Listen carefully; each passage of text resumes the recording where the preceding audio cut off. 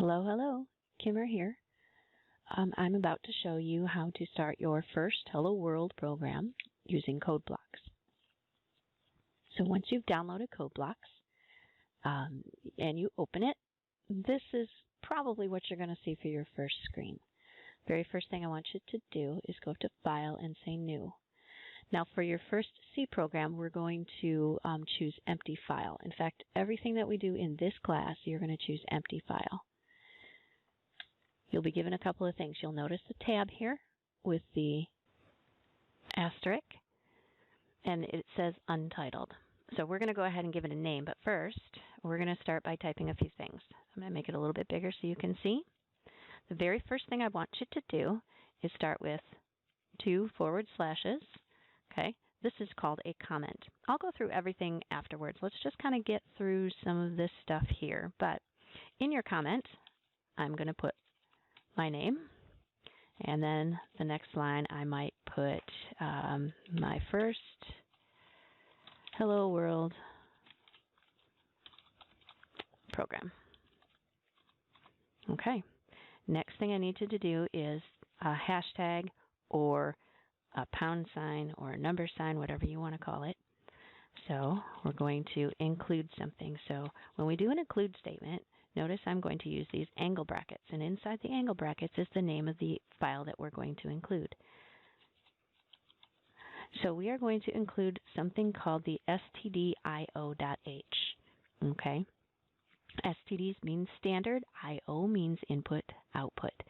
.h means it's a header file. More on that later. Now, unfortunately, what usually happens to new students is your fingers are used to typing a real word. So a lot of times, this is what I see. Studio. Because studio is a real word. STDIO is not. So please be careful about that so you don't end up typing studio. Next thing we're going to do is int main and open close parentheses with open close curly braces. Return 0.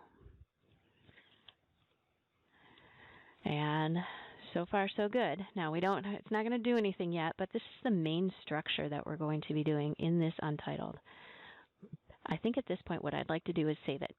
So when we go ahead and save it, you can choose to use the icons above. You can choose to go to File, Save. You can do Control S, whatever you're used to doing. So I'm going to go ahead and say Save. It is going to go in a specific order.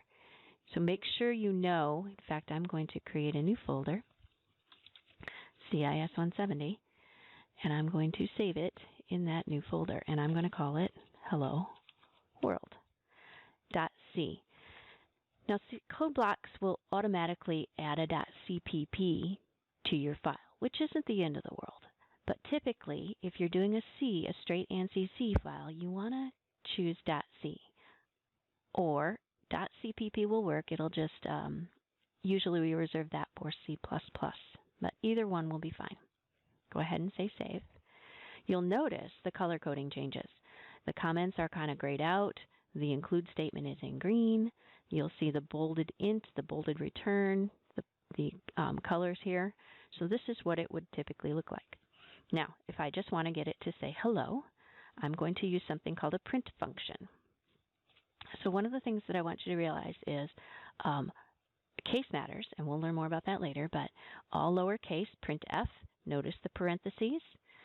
One thing I want you to also to realize is that was the same thing with main here, parentheses. Get used to that with functions. So the print function, that's what the F stands for, function, takes in a string. So we're going to give it a string. Now a string is anything with double quotes.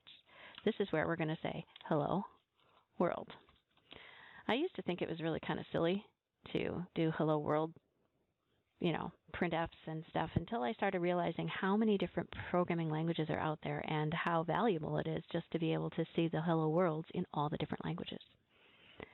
So anything inside these quotations is known as a string, right? So it's going to print the hello world. First thing I want you to get into the habit of doing, don't just rely on it automatically saving, because I know we're so kind of used to that, but just get in the habit, please. Save it. Now, there are two things we need to do, and technically we can do these together, but when you're first learning, I recommend that you don't do these together. First one is to build or compile. So you see this little cog here, or to build. Or you can go up to project. You can go up to build and choose, or you can do Control F9 if you happen to be a shortcut person. Either way, we're going to build. So I'm just going to go ahead and click this. Down below, you'll see your build messages, and you should see 0 errors, 0 warnings. If you do get any errors or warnings, you're going to have to check for a few things. Making sure that you have curly braces, making sure that you are ending this statement here with a semicolon and this statement here with a semicolon. Make sure that this is a 0, not the letter O. Make sure you don't have a capital P on your printf.